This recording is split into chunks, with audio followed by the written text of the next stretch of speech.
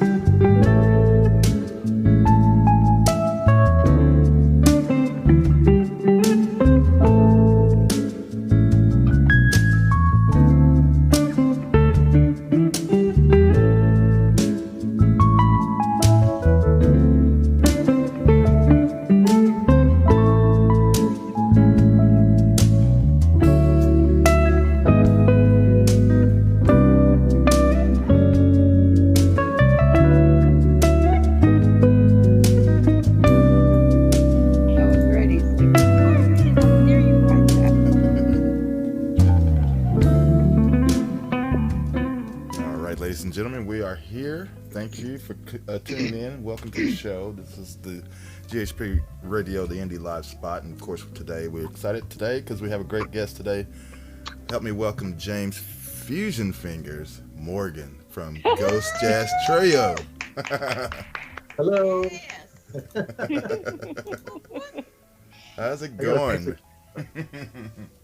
There I am. All right, so welcome to the show. We just actually came off of playing one of the tracks there, the Up and Around, from the On the Level project, I guess. Is that right, sir? Yep. Yeah, that's the album On the Level. So you're right on that one. That was the second single released. The first one was The Signs Ahead. But this one kind of boosted the album up to the #1 position in the jazz charts, top 30. Wow. Nice. Very nice, very nice. Well, welcome to the show, guy. Well, thanks. It's great to be here with Gary, Joyce, and Ray, and Griselda. Mm-hmm. So I know Joyce has a show tonight, so I appreciate her taking the time to join us. So. Of course, yes. And of course, guys, Ray's back from Africa. He finally made it back. He's in the States now. Made it back last night. So he's this morning.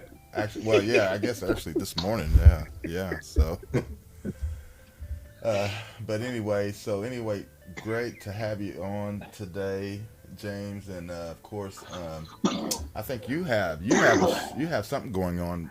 Is it tonight or is it tomorrow on the same day? Well, I have some stuff going on tonight, but I also have a Super Bowl show tomorrow night, 7 to 10 after the Super Bowl. So that'll be right, yeah. Chase Otto will be on keyboards. I do a lot of not a lot, but I do some solo work where I'll go and play by myself. So you gotta make the money where you can in these tough times right now. So, but on the Level album, which you were just playing that particular song, actually, Patrick Yondal, who's featured on the album, he actually is featured really well on that song. I love the riffs that he does, the unison riffs. So. Yeah, he's a great musician. It was great to have him on the album. I've been watching him for years, and he's been around. He's got like 25 plus albums out. Oh yeah. Mm-hmm. He does soundtracks for like movies and television series and everything.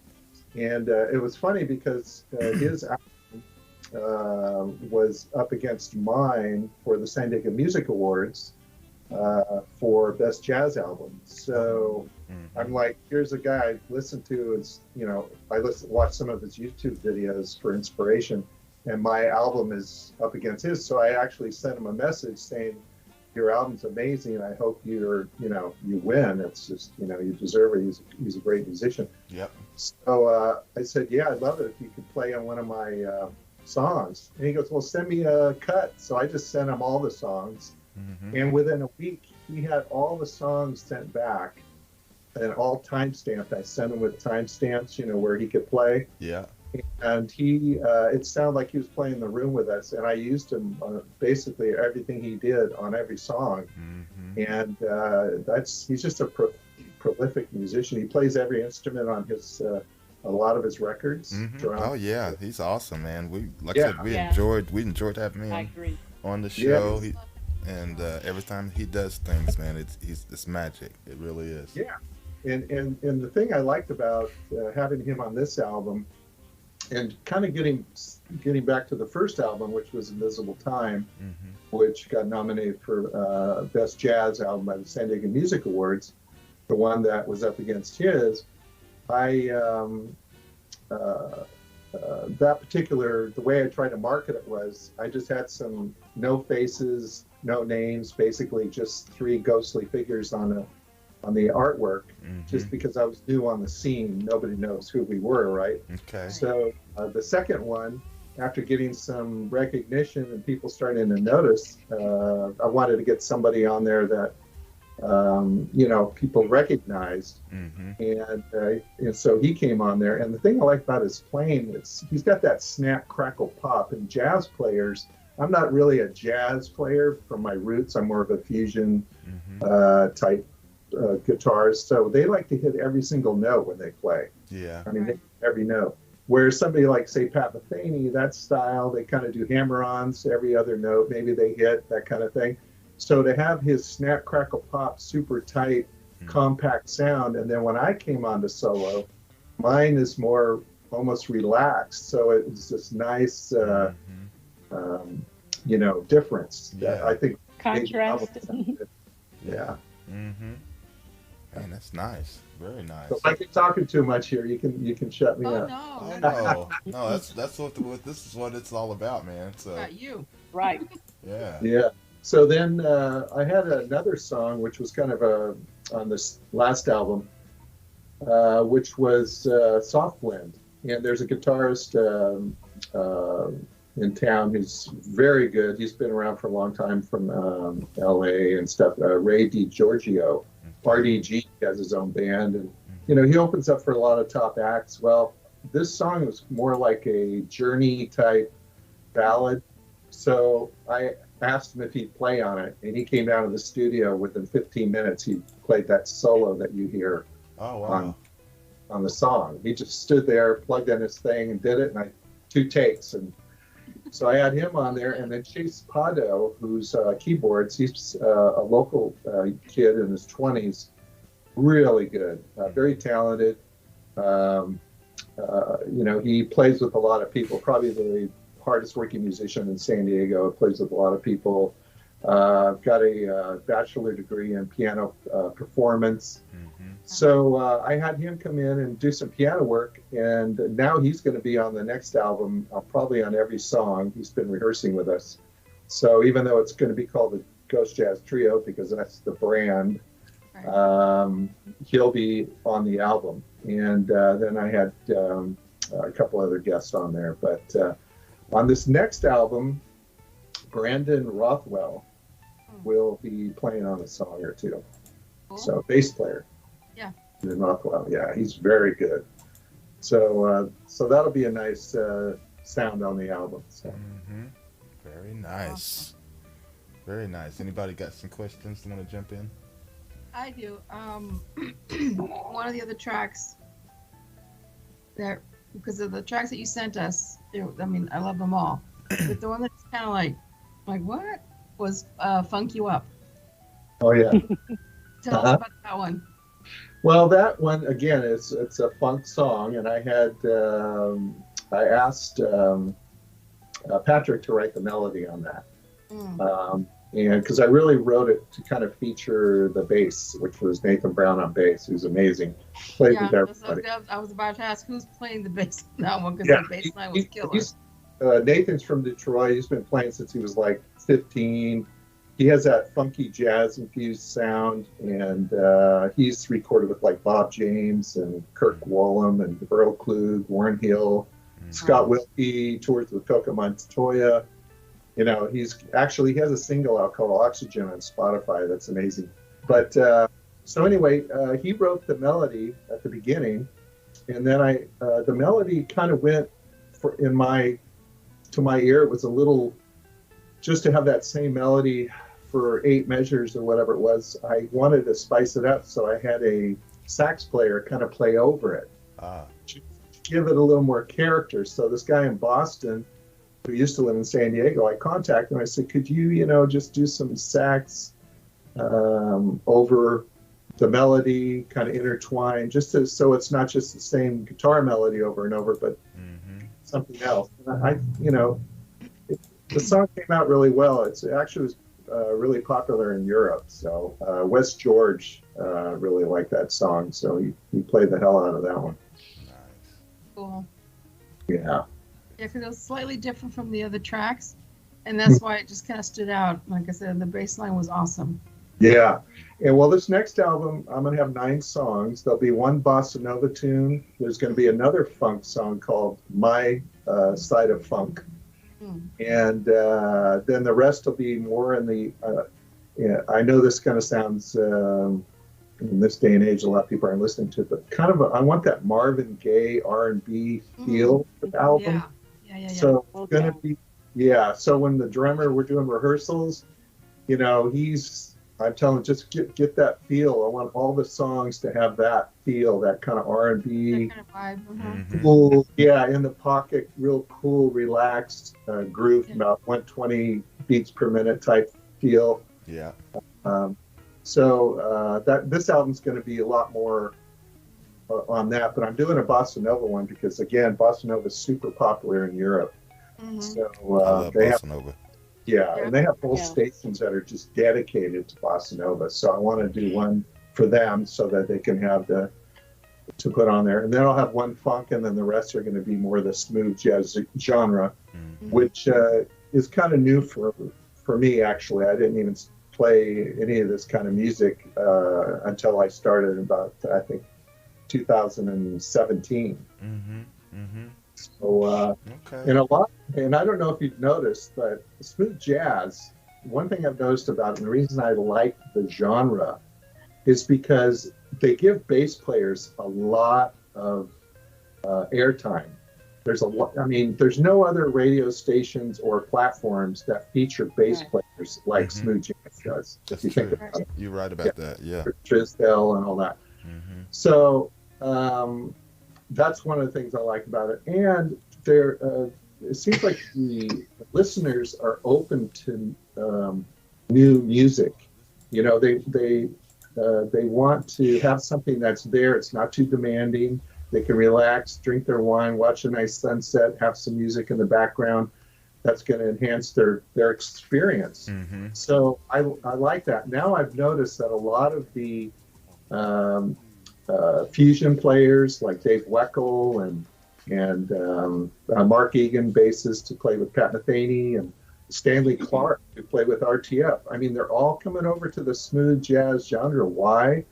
Because that's the market that's surviving right now and really blossoming. And really, if you play straight ahead jazz, yeah, I mean, you can play clubs and that kind of thing, but you're really not going to get out there to the listener. But smooth jazz is the market right now, and that's, you know, really why I think a lot of these players are coming over. I think you're right about that. Go ahead, Ray. Let me ask you this, James. Don't you think, besides smooth jazz, do you think the traditional jazz is going to come back into view? You know? Yeah, I don't think my view of traditional jazz, from my personal view, is that, and this is the reason I didn't get into that when I did it. Also because I play by ear. I don't read charts. I do everything with just lead sheets. And you know, I didn't go to school and learn music and all that. But a lot of that music is just the same songs played over and over and over. And I'm like, in my mind, and I'm not being really critical of the genre, but why beat a dead horse? There's all these great players that already play it great. I'm not going to be able to play it great. So I want to create my own, and I think I've done it. I mean, if you listen to Ghost Jazz Trio, it has its own sound on every album, but it has that kind of R&B smooth jazz feel. And that's with that huge wall of music out there, with all these brand names like Boney James and Peter White. I mean, you can just rattle them off. You know, a new guy on the block like me to come in and play, I'm not going to really crack that ceiling. You know what I mean? Those guys are there. But at least I can bring my own interpretation into the forum, and it's being accepted. And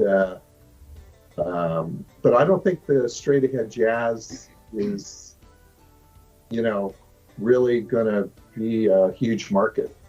You know, I just don't, because again, people don't want to sit in a restaurant listening to a trumpet player or a sax player wailing off. I mean, for instance, Joyce, when she plays, it's very melodic. All her phrasing, it's soft. It's, you know, it takes you from one point to the next. You can feel the groove of the whole song. It's collective, where I think straight ahead jazz is more focused on the individuals, you know, saying what they're going to say, and you know, with their solos. And so, yeah, I don't think straight ahead jazz is going to make a huge comeback. Well, this is something that I'm definitely working on to keep the straight ahead, traditional jazz into view out there, because you look at all the artists that they're dying, and this is America's music. Oh yeah. It can't be lost. No. That's the whole key. It cannot be lost. Well, you can see I have an album by Jerry Mulligan up above me. I don't know if you can, but I have an album cover up there. My dad, who when I was really young, my dad used to, I don't know if you remember Name That Tune. It was a song on TV. Oh, yeah. Show on television back in the day. And I remember. Yeah, I can name that tune in 3 notes, whatever. Well, my dad, when I used to drive with him, he was a plumber. And I used to go to work with him sometimes in his truck. And I was just a kid. And he was really into jazz. He listened to Stan Kenton. He was a guitar player when he was younger. He played blues harmonica. And as soon as the song would come on, he said, I bet you I can name the next song that comes on in 3 notes, because that's what was the show. And any jazz song that came, he could just tell you exactly who it was, who's in the band, the year the album came out. To me, traditional jazz players know that stuff. I mean, that's, it's a whole world. You got to know that stuff and dedicate yourself to it. But when I grew up in the 70s, I was listening, most people I knew were listening to, Led Zeppelin and Grand Funk Railroad. I was in California. The Doors. Yeah, Doors. They used to play free in the park. I used to go see them on Thursdays, the Grateful Dead and Jefferson Airplane. And Hot Tuna was one of my favorite bands, with Jack Cassidy on bass. It was amazing. Well, my brother brought over the Hymn to the Seventh Galaxy album over to my mom's house, and I was still living with my mom at the time.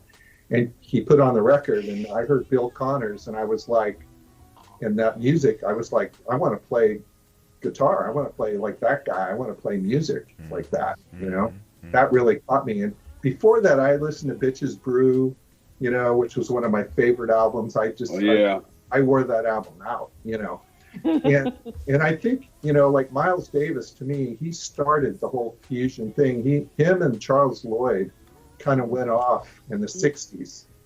And Charles Lloyd is one of my favorites. My brother actually took lessons from him because he lives down in the Big Sur area. Wow. So I was, those 2 guys got all those musicians, Chick and Lenny Bruce, Lenny White, and they all kind of splintered off after Bitches Brew. All those guys went off and did Weather Report and all that, Return to Forever. And all that music was, those 2 guys. And then, of course, was Miles. So I think Miles really started the whole jazz fusion thing. And that really got me into the music. I heard that. And then later, a few years later, I was up in Berkeley at a record store called Leopold's. And I went into the back room and I opened up the door to go into where all the jazz records were. And as I opened the door, the breeze from the door blew a poster up, and I saw an index card on the wall, and I thought I saw the name Bill Connors. So I go, and I pulled the thing up, and it was Bill Connors giving guitar lessons.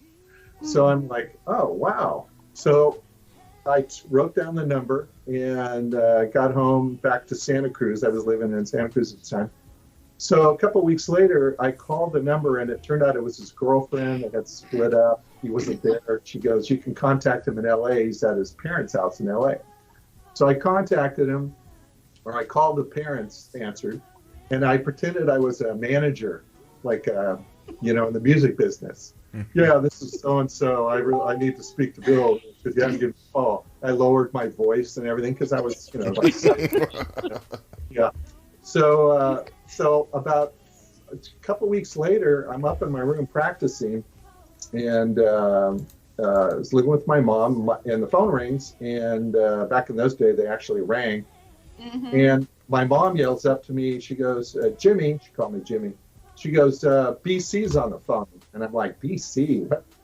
So I pick up the phone, I go, hi, He goes, "Hi, this is Bill Connors," and I was like, I hyperventilated. I sat down on the steps, at the top of the stairs. I was like, "Here's a guy I listen to every day, wanted to play like he's calling me." So I said, "Yeah, this is James. Yeah, I saw that you were giving lessons and this and that." And he goes, "Oh, because my parents said this, so I told him what I did." Right. Yeah. And he goes, "Well, you got a lot of, what?" And I said, "Yeah, I guess I do." So he goes, "Well, I'm living in I'm living in Half Moon Bay, and I'm in Santa Cruz." He goes, "And if you want to come up, we can see about you taking lessons." So I got my car a week later, drove up. And I was really into John McLaughlin at that time. He used to wear all white Indian clothes. I had a white Les Paul, played Birds of Fire. I'd learn all the songs off Birds of Fire album and stuff. And so I was playing that kind of music. I wanted to be John McLaughlin too. They were great. So I get up there and he looks at me and dressed in white, with my white guitar, and he just kind of started laughing because he sees a young kid. I have posters of them in my room, right? And he's older. So the funny thing is the way he was living, he lived in a 50 square foot little room. He had a cot in his room. He had a picture of Segovia on the wall, a little chair, playing a nylon string, a classical guitar, and he was just playing classical music. And so, it was a lot different than what I had seen on the records and heard about him playing, live and all that. So I took my lesson, and he was teaching me basically technique in phrasing. He said those were the two most important things to him in music, and I didn't really know how to read that well. And I told him that, and he says, "Well, there's a con and a pro to learning how to read." He says, "If you learn how to read and you learn jazz and you learn how to read jazz, you're going to most likely be a side musician." He goes, "Do you want to be do your own thing, or do you want to be a side musician and work?" And I said, "Well, I write songs. I like to write my own stuff." He goes, "Well, don't worry about reading right now." He says, "You already have a natural ability." He goes, "Just work on phrasing, work on your technique." And so that's what I did with him over the next year or so. And we became friends. I actually paid him in pot, Yeah. Everybody back then smoked weed. So, he goes, "Well, just, yeah." So I was like, it wasn't really costing me anything but gas. So I just bring him up, give him some weed, and he'd teach me a couple lessons. And my friend that came up and bring weed, and I'd sit outside while he had his lesson. And then we ended up going to stay at my brother's in Carmel. We went to the Classical Guitar Festival, hung out. He cooked us dinner, chicken cacciatore, and all, told stories. So it was great to hear him hanging out with my idol, and we're friends, And so that was a really inspirational time in my life, because I got to, in my mind, I was with greatness, because to me, Bill Connors was amazing. But and he had some stories to tell, like, breaking into Guitar Center and stealing an amplifier and hiding it under his bed so his parents wouldn't know, Like, I thought I was bad, So, that was kind of my beginning into fusion. And ever since then, I've just kind of been a band leader. And I think I was a band leader always because I didn't really learn how to read music. So by default, I had to be a band leader. It forced me to. And so, but all the players I played with were always really good. I mean, even better than me as far as knowledge and theory and stuff, but they really liked my music. So a lot of these guys had their own bands, but they would always want to play with me when I wanted to do something, do a gig or whatever. So that gave me a lot of confidence in my songwriting ability, my playing ability. And I always tell people, I don't consider myself the greatest guitarist, songwriter, musician, but whatever I have works. So I just stick with it, and I just keep looking at it, That's what you got to do. Exactly. Yeah. Yep. So. I agree. Shall we play a track? Sure. We can go into the one that you mentioned, Grizz. Funk Funk You It Up. Up. We'll go ahead and then do that, and I'll play another one, and then we'll come back and Awesome. everything. So keep it locked, everybody. All right. I'll read the comments.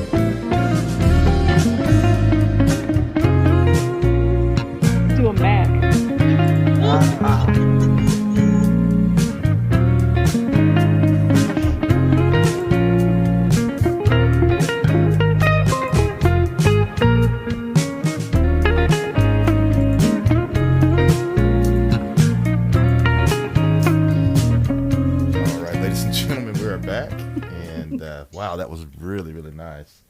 And yeah, we're back, and let's see. What we had played, what we started with Funky Up, and then we went right into Here to There. Very nice, both very smooth, got that nice smooth sound. Yeah. And everybody okay? I hear some noise over Everybody, there. Right? You know. No, that ain't me. it might be me. I ain't It might tweeting. be I me. ain't tweeting. I ain't tweeting. Tweet? Tweeting. Okay. You know, it's just like James said. You know, he went to the guy's house to learn how to play the guitar, play them in weed. I ain't tweeting. You know what I'm talking about, huh, James? Yeah. Tweeting. That's what I'm talking about. This is Nobody how I else feel right now. But you know, Yeah, too. Well, you know, it's funny. After meeting Bill and going through all that, you know, the Return to Forever acquired Al Di Meola, who at 19 years old actually played his first gig with Return to Forever at Carnegie Hall. Wow. And he was actually, believe it or not, he had dropped acid.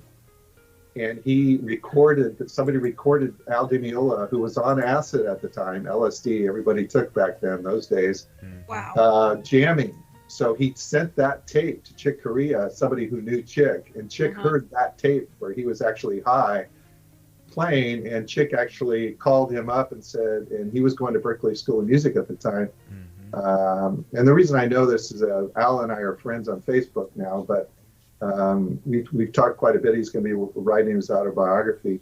But anyway, Chick called him and says, hey, you know, I want to audition you. So he went down, auditioned. He ended up getting the gig. He went home. He was supposed to be at Berklee School of Music. His mom said, what are you doing home? And he says, oh, this Chick Corea hired me. And she goes, Chuck who? You know, she didn't know who Chick was. And his dad was sitting there in a T-shirt and reading the paper, and he goes, yeah, I'm going to be playing Carnegie Hall in 2 weeks. And he goes, yeah, Carnegie Hall. Yeah, sure you are, kid. Yeah. You know, like, you know, whatever. So he ended up doing that.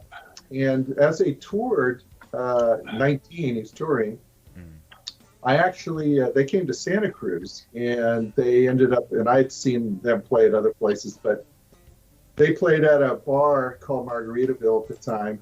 And I was there, and they had little tape recorders back then. And Al had asked me if I would hold the tape recorder and record them while they were playing. I was sitting in the front. I said, sure, yeah.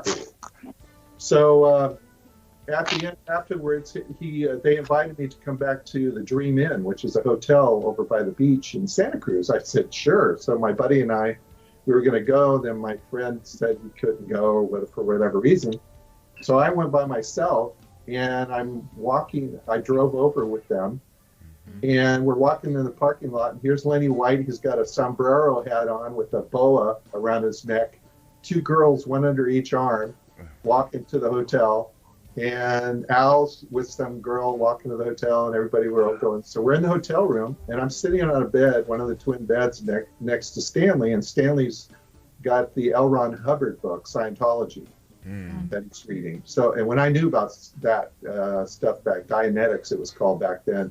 So I was talking to him about that. And Al's out on the patio, and he's drinking a beer, and he's talking to the girl, and Lenny's on this other bed sitting at the end with the 2 girls, you know, just partying, whatever. Yeah. And all of a sudden you hear a knock on the door, boom, boom, boom, and Chick Corea opens the door, and he says, hey, we got to show up in San Francisco tomorrow. I'm leaving tonight. I'll see you guys up there tomorrow. So what I noticed was, and I talked to Al about this, he didn't remember, but he's going to put it in his book. Al, because Chick was so strict with the Scientology stuff, you weren't supposed to drink or anything. Right. So Al had that beer in his hand, and he threw it off the balcony into the pool. As soon as he heard Chick come in the door, and you know, to tell him everything that was going on. So that was kind of you know, kind of a neat experience that I got to hang out with those guys back then. You know, I was like 20. And then later I lived in Maui and moved to Maui, and I was partners with a restaurant. There was a guy named Happy and another guy. We had a little restaurant. And Mark Egan and the drummer Danny Gottlieb came there to play. And back then, Mark Egan, I don't know if he was a bass player with Pat Metheny, very good. He had a looper that he would loop, and then he would solo over it, and then Danny would play drums. And I told him I was a guitar player, and it just so happened that Mark had forgot or lost his looper, and I happened to have one, the exact same one. So I let him use it for the gig. And then that night they asked me if I wanted to jam, and I said sure. So the three of us got in a car, drove to a friend of mine who was building a house, had a foundation in Maui, had just the foundation with the platform to put the walls up, and a generator. So we set up everything on there in the middle of the night with a generator and jammed till the sun came up out in the jungles of Maui. So I got to jam with those guys. So I've had all these like really neat experiences like that throughout my life, and I've been very lucky, including opening for Alan Holdsworth 2013, Friday the 13th, Brick by Brick in San Diego. Normally he doesn't have bands open for him, but he lives in Vista. He passed away recently. And the owner of the club, Brick by Brick, Max, his girlfriend's brother was a keyboard player in my band. So she was playing the CD that we just come out with that got nominated by the San Diego Music Awards for Best Jazz. It was a band I had called Dialogue Project. And so he goes, what's that in the background? He asked Max, he goes, oh, it's a local band called Dialogue Project. He goes, see if they want to open for me.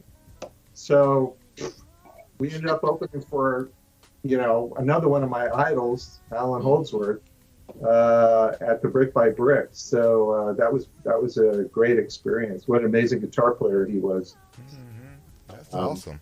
Pretty cool. Wow. Yeah. So, but I did mention a couple of the guys that are going to be on the next album called Dreams Above. It'll be out April 19th. It'll be GFA, going for ads. And I'm going to have, again, I'm going to have Jack Nathan on drums, and he's originally from LA. He actually helped instigate the Brian Seltzer Orchestra band. So back in those days, and he's got a really nice R&B, blues, classic rock sound, and then of course Nathan Brown, everybody knows who he is already, and Chase. So I'm really looking forward to the next album coming out, Dreams Above. It's going to be a lot. Yeah. So is your next album, is this like a solo project for you, or is this going to be with as introduced as Ghost Jazz Trio? Well, it'll be Ghost Jazz Trio because I've created the brand, and I have to say that. But again, as I said before, it was more anonymous. Second one, I had a featured artist that everyone knew. Now it's going to be Ghost Jazz Trio featuring James Morgan, and then anyone else will be guest artists. It's time for me to have my picture out there. People can identify with a person and that kind of thing. So that's been the gradual marketing strategy for me. Very good, man. Very good. So, and then I just received a call. Joyce, you probably know Bridget Lewis, Coffee Jazz Talk. Yes, I know her. Yeah. So she contacted me. So I might be doing something with her. She saw something I posted on Instagram and contacted me. Check out her last jazz magazine. Well, I saw you on the front. Oh, okay. Yeah, I know her. I've known her for about 10, 11 years. Oh, okay. She's been working hard. I'm quite familiar with her. So. Yeah, Bridget's all real cool. And you've actually won an award of some kind, haven't you, Joyce? With Coffee Talk Jazz? No, but I thought you'd won an award somewhere. I remember reading somewhere. Yeah, throughout. You mean recently? Because there are several awards that I've received in the last 10 years. Yeah. Yeah, that's what I'm saying. So yeah, you're people may not know that when they tune in that you have kind of a stellar career. So, and then of course Gary's a producer, and actually one of the songs Gary has on that I like, it has kind of Chris Standering vibe to me, is called Song Day After, I think it's called, or something. I'm sorry, what was it called? Day After, I think. Oh, Day After. Okay, yeah, that's one of my some of my older stuff. Yeah, that's from back to. But it kind of reminded me of that Chris Standring. Mm-hmm. Yeah, that real cool, relaxed vibe. I love that kind of stuff. I wish I could play like that. Thank you, man. I appreciate that very much. Yeah. You ain't heard none of my stuff, though, have you? What stuff? You're snoring? I was going to tell you too. Or you're moaning? I think you guys could relate to this. One of the things that influenced my music a lot was movies. Oh, yeah. As a kid, I used to go to the movie theater, and you remember back in those days, they'd have 2 maybe movies play at one time. Mm-hmm. You go, you pay $2, $3, and they'd have a break. You go get popcorn, come back, watch the second feature.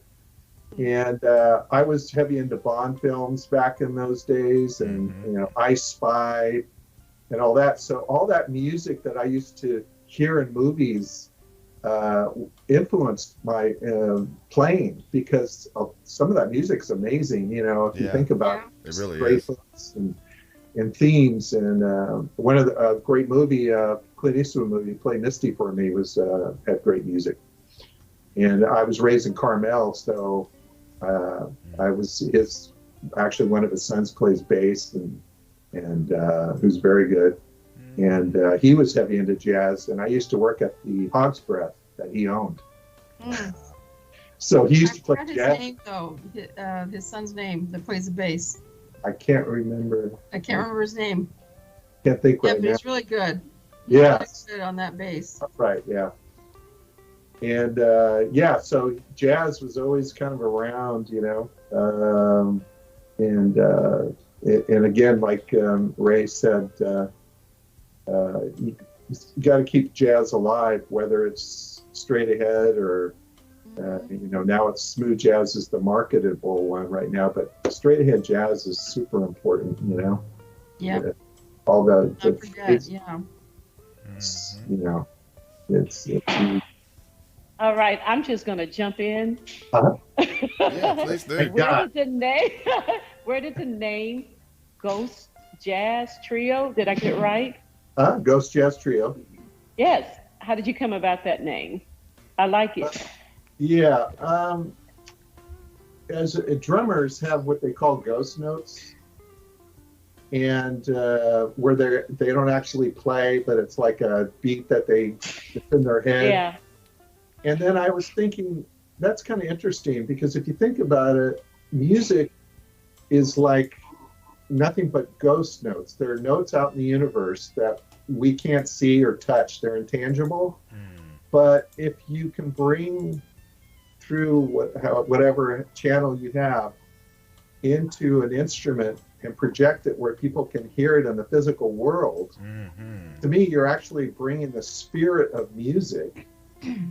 Because to me, it is a spirit. It's an entity. It's almost like in Sufism, they believe first there was silence, then there was music, then there was the word. And music to me is one step above human language, the word. It's something that everyone can relate to. It's a frequency that everyone can feel. It moves you. Yes. So that's how I got the name. I thought, notes are like ghosts. There are spirits floating around, and you can grab them and pull them in and put them in a structure, voiced through an instrument, and then have other people join you to bring their interpretation of that and to the listener. So that's how I came up with the name. Awesome. Cool. Yeah. Universal. Oh, his name is Kyle. Kyle Eastwood. Yes, Kyle. Yeah, I was like, that's his name. I couldn't remember it. Yeah. So Uh-oh, Joyce, we lost your voice. Joyce, unmute. I, There you go. I have to mute because there's a lot of activity in the background. They're setting up, so I was trying to be sensitive. And also, my husband turned this light on that's blinding me. Yeah, I saw that. You were like, whoa. Is that too much, y'all? It's like, oh, the spirit of music. Yes. But This is a what is great that? book. This is a great book written by Victor Wooten. Oh, really? Okay. Yeah, it's a great book. I recommend reading it. It's a good read.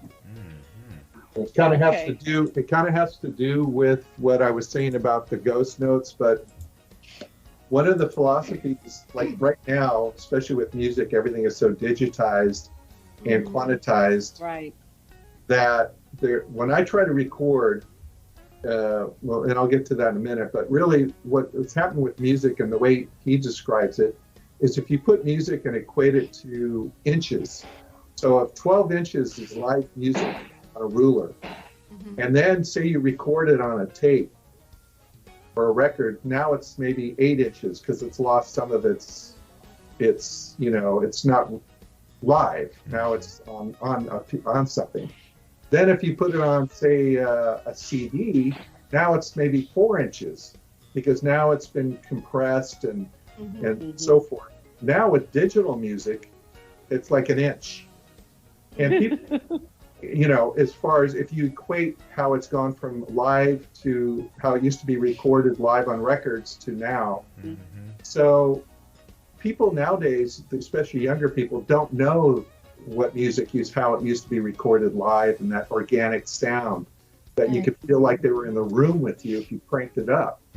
Now it's so digitized and quantitized and singers can sing out of tune and they can put everything in tune. You know how it works. Right. Yeah. So what I'm trying to do with this, especially this next album, is I don't want the mastering and I don't want all the stuff to take away from the presence of the musicians playing in the room together, because I think people don't even realize it when they're listening to my albums, but I try to do that with it. But that's what gives it almost kind of its own unique sound too. Oh, yeah, absolutely. I totally understand that. Yeah, because I really miss listening to music that when you can actually hear the fingers on the guitar. You can hear the squeak. Yes.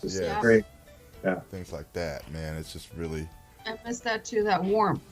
Yes. Yeah. And even sometimes I like even just hearing a buzz of an amplifier from guitar. As long as it's not too annoying. Not too annoying. Yeah. You know what I mean? Right. Now the other. Go ahead. Or at least one flat note from a horn player. It's okay. Yeah. Miles used to say that it's not the note that you get that is bad. It's the note after that's the most important one. Right. To get you out of that. Yeah. So you can cover it up. But the whole recording of music thing nowadays, again, everything is so compressed and all that. And then you have playing live. Nowadays, obviously, everything's changed. And you don't make a lot playing small restaurants and venues, which I do. I play restaurants and venues, but I go for the corporate gigs more because they pay more money. But a lot of musicians complain that restaurants and clubs don't pay enough. And I tell them, think of it like this. If they have a waiter that they pay $15 an hour, and they're maybe making $30 an hour off the food and everything, so they're still have to deduct the $15 from the waiter. And then they have payroll taxes, and they have the insurances. So by the time they get down, the restaurant's only making $5 out of that $30 they made. And bands aren't working for them. They're an expense, just like flowers on the table or other things to enhance the environment. That's an expense. So they can't, especially now, they can't afford to pay a lot of money for just bands around town to play. So you have to kind of think of that. I think musician and not feel like they're not paying you enough. They can't. Mhm. And again, it's an expense. It's not you're not making the money. They don't hire you because you're making the money. Mm-hmm. So there's so many facets to music as far as playing, recording, marketing. To me, the most important thing is to create the largest footprint you can online for yourself. Yeah. It's all about marketing now. It's creating a brand. You have to brand yourself. Yeah, branding. Mm-hmm. So true. Exactly. One of the things that I think I've encountered that Al Di Meola encountered when he was younger, and we've talked about it, is that the jazz community here in San Diego, the straight ahead jazz community, has kind of not shunned me, but I've never really been accepted into it. And even Patrick Yandall, who has 25 albums out, hasn't really been. When you're doing something different, it's hard for a community clique of musicians to accept something new. Just like when Miles started doing his 60s stuff and getting out there, straight ahead players thought he was crazy, Yeah. Right. So, you have to, but you can't care about that as a musician. No. You just stick with your formula, stick with your sound, and go for it. And you guys know this, Yeah, and it's amazing because when I was in college majoring in music, I almost got caught. Well, I did for a period of time. I caught up in that box where they put music in a box. And like, if it's not classical, it's not real music. If it's not traditional jazz, it's not real music. And I got out of jazz. that. It's not real jazz. Right. And I remember my first album, on a jazz Facebook group, I posted Sweet Dreams. And there were several people in the comment section saying things, is that jazz? Is that really jazz? Well, they were having a discussion. I said, okay, let me just tell them about music evolves. If classical music evolved, why not jazz? Because Renaissance does not sound like modern music, and I'm talking classical. Right. Baroque doesn't sound like romantic. Romantic doesn't sound like classical. And all composers borrowed from the culture where they were living to create a different sound under the auspices of classical. So when people don't understand, music is going to evolve. It will never stay in a box because we are creative beings. So and people and I think you're like that, James. We're multi-genre people. Mm-hmm. I grew up around blues, jazz, zydeco, Motown, and later fusion. So it's really hard for me to stay. And you heard I do play smooth jazz and soft, but my latest release, Saxo Funk, I pushed the envelope a little bit, and the reason why I did it because that's me, and that's not me. That's music. That's music.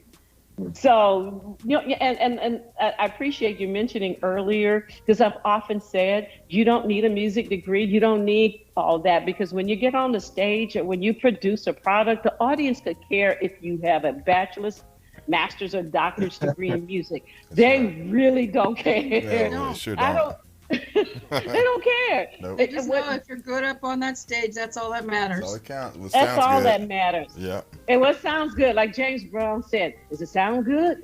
That's right. Yes, So- Mr. Brown. Jump Yes, back, Mr. just Brown. That myself. sounds good. Yes, Mr. Brown. That sounds good, Mr. Brown. Yeah. Yeah, you Woke can, up. one of his musicians said, you can't do that. And he said, wait a minute, does it sound good? and I love that. I love that. So I don't care if somebody comes and play with me, whether they read. Do you read? No. Okay. Do you want the MP3? Yeah, that's all I need. And I'm cool, because the bottom line is, what do we do in this stage? And I'm pointing this way because that's where the stage is. And that's what happens tonight, Because sometimes I'll chart out my music. Some musicians don't want it. They just want to hear it, and they got it. And that's beautiful to me. Whatever you have, I'm good with it. So, but I could, look, James, I play with a rockabilly band, a blues band. I play with, fusion, traditional jazz, and I love it all. So I say do it all. Yeah. Have fun with it. Yeah, that's musicians like you, Patrick, and even Paul Hardcastle. A lot of those musicians, they all are so dynamic. They can play so many instruments and so many styles, and it's a music. Again, it's not. It's a language, and it's a language that and it's science, and it's everything. It's universal. Yeah, and it's just something. Perfect, Gary. Yeah, it is universal. And for me, I always. For me, playing music, like when you're home and you're practicing, you're just doing whatever. It's really, for me, it's when I go play, I'm practicing so that when I go play, and I know a lot of people don't practice as much as they used to. They're on the internet more than they are practicing. But when I was a kid, I used to put foil on my windows so I wouldn't know what time of day it was, so I could just play, and I would just practice all day. Mom would call my school and say, "Hey, yeah, he's sick today," because I told her I wanted to practice. So. And she was great because she promoted me. She wanted me to play music. A lot of parents would say, put that silly thing away and go to school. Right.